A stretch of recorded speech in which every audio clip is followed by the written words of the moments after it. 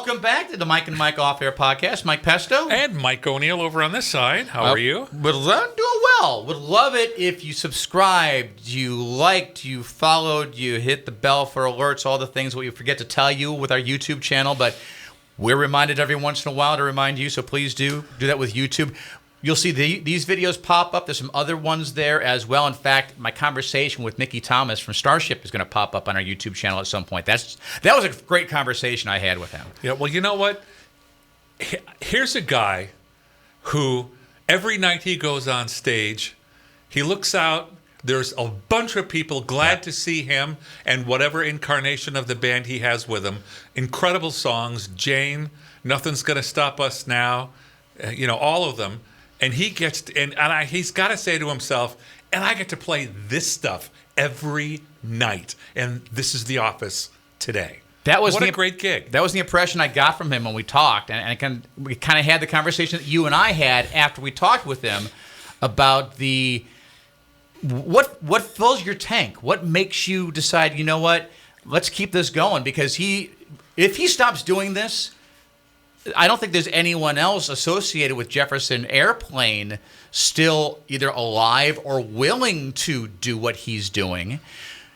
He's the last vestige you have of hearing any of those classic songs. Now, granted, he wasn't with them in the Jefferson Airplane days and wasn't with them originally with Jefferson Starship, I think, at all, maybe an album or two, and then it switched to Starship with some other personnel changes. But what it sounds like today sounds more like those last two incarnations. Correct. And to be perfectly honest, the first incarnation was very socially relevant for a very small window. And also, a lot of people don't realize this, Grace Slick was not their original lead singer. I think for one album, maybe for two, it was another female artist who's no longer with us. I did a little deep dive into them at one point.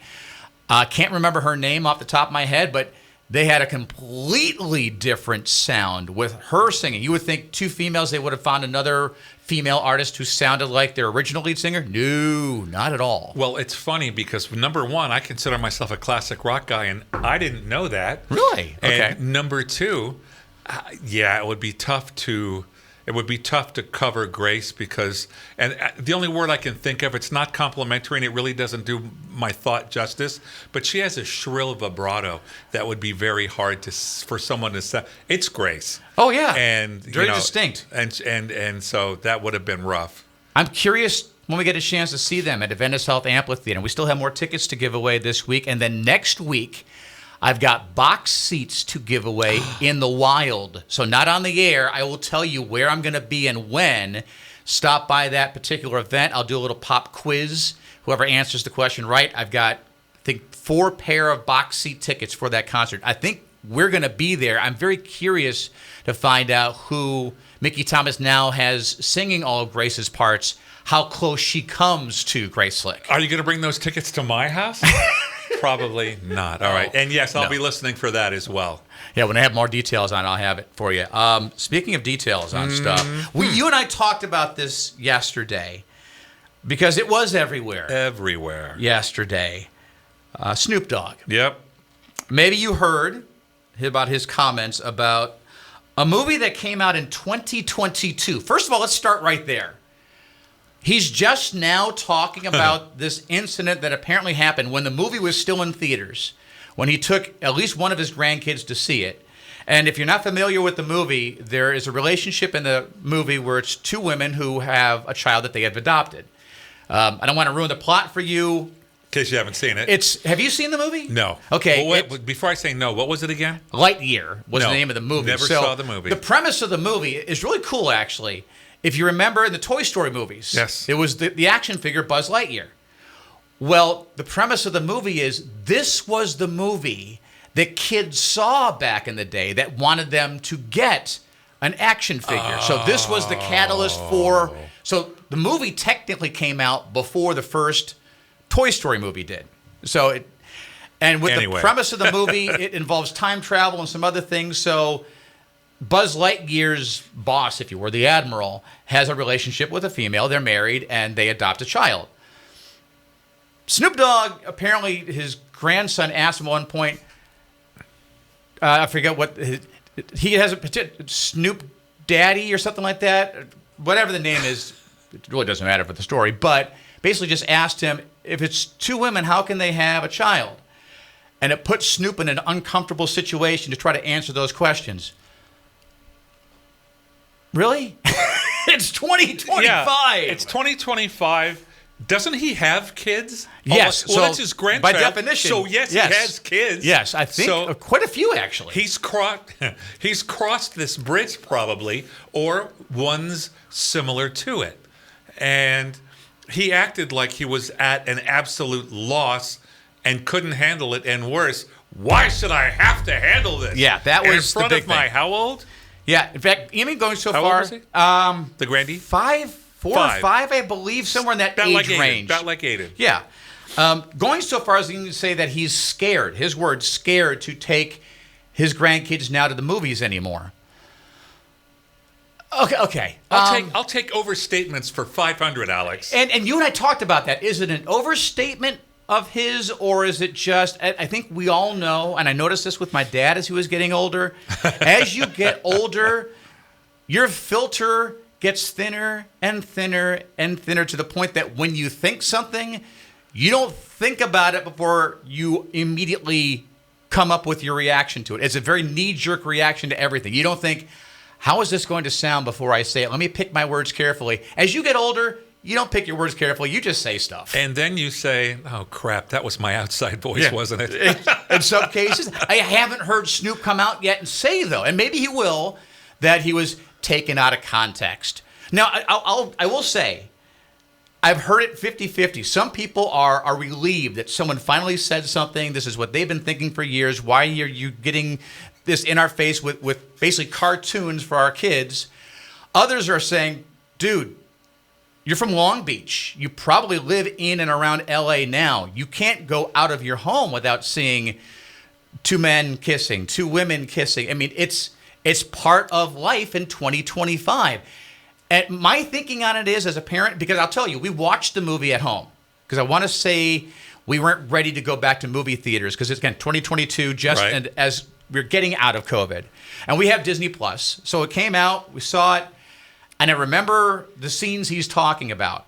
There's a quick little kiss that you barely see, maybe once or twice, but it's established. Okay, you could tell these two women are in a relationship. They're married, together. and they have an adopted child. My wife and I looked at each other like, and then we looked at our kids just to see what their reaction was, and they hadn't really reacted until the end of the movie. And then my daughter kind of said something about it, and it was no big deal. Yeah. It was, yes, there are relationships like that. This is what happened. We think this. Yes. And we're going to the store in about 20 minutes. My thinking on anything like this, and I've talked with my wife about it, is when our kids come to us with questions, be very cognizant of exactly what the question is. Questions about the birds and the bees come to mind. Yep. Because very young, they've got very basic questions. So before you get all sweaty and thinking that they're asking the big question of sitting down and when a man loves a woman conversation, just listen to the question and try to answer just that question. You realize you only needed in a hospital. Yes. Not graphic pictures of this and that and a water birth in a bathtub. For the love of God. You get my point. Yeah. So, and that was our thinking with this is, okay, if this turns into a conversation that we can have, that's beautiful. Yeah. That's the one thing I do like about the fact that scene was kept in the movie. And from what I understand, and having researched a little bit since I saw this yesterday, is that Disney pulled the scene. Any scene that involved the two women together. Producers with Pixar threatened to quit. They said, you put that scene back in or we're out of here. And Disney thought about it and said, okay, if it means that much to you, we'll keep the scenes in the movie. And that's exactly what they did. So nothing was cut out of it. I'll bet you they tested it though. Oh, I almost guarantee they I'll did. bet you they tested it. Okay, we're gonna leave this in. We better test this so that we're still here next Tuesday. And I'm sure they tested it. It wasn't the heart attack they were concerned, and they moved ahead. Yeah, it's... It just he made it seem like an insurmountable problem that he shouldn't have to handle, as opposed to a very quick, at the child's level, receiving enough information to move forward through the day. Yeah. And it just seemed very dramatic. Yeah, I'd be curious to know, again, if he comes out and kind of clarifies his stance. I was surprised that the reaction was split as evenly as it was. My knee-jerk reaction was, especially living here in the Valley, that more people are going to have his back on it and say, yes, I've been thinking the same thing for years. Why is Disney doing it? Why do sitcoms do it? Not all of us are as woke as others. Let me live in my own little bubble. Thank you very much. But again, it's been about 50-50. And I would say most of the reactions that I've seen getting on him have basically been the same thing of, you cannot shelter your kids from it. Now, at the same time, turn those moments into learning moments. And at that point, whatever you want to teach your kids about situations like that, that is your business as a parent. I don't think anyone should ever step in. Just realize that at some point your children will leave the nest. Yeah. I'll be honest with you. I grew up in a fairly conservative household. So did I. I went to San Francisco State University. Yep. My eyes were opened rather quickly to a lot of things I had kind of been aware of. In fact, I'll tell you. 10 steps onto campus, I'll bet. My first semester on campus, I tried to get into as much stuff as I possibly could. And there was this theatrical production going on that literally, as I was walking by this classroom, hey, we got a little play going on if you want to come in and watch. Oh, okay. It was, if you could see our studio, the room wasn't much bigger than this, maybe twice this size, maybe. Wow. So small little gathering, little stage area up in the corner. And at one point, the lead in it, stripped down to absolutely nothing, was wearing not a stitch of clothing. And I'm sitting there like, I'm not in BFE anymore. This is different. I tried to react as maturely as I could, but thinking all the while, we don't do this at our house. The 5-year-old boy in me was naked girl on stage. Yeah, exactly. But it was eye-opening, and having conversations with your kids, your grandkids, about situations that they are going to run into at some point. Yeah, I would say up to a certain age, you instill your values in them. But then at some point you have to realize once they do leave the nest, they're going to come to their own conclusions and their own feelings about certain things that may be very counter to the way you feel about things. I've got 2 different daughters that think 2 different ways, and they're both right for themselves. Mm-hmm. And I'm not going to tell them the difference between, what. I'm not going to tell them what to think because they're perfectly capable of that. They know how my wife and I think and believe, and they're old enough to make their own choices now. And that's plenty good enough.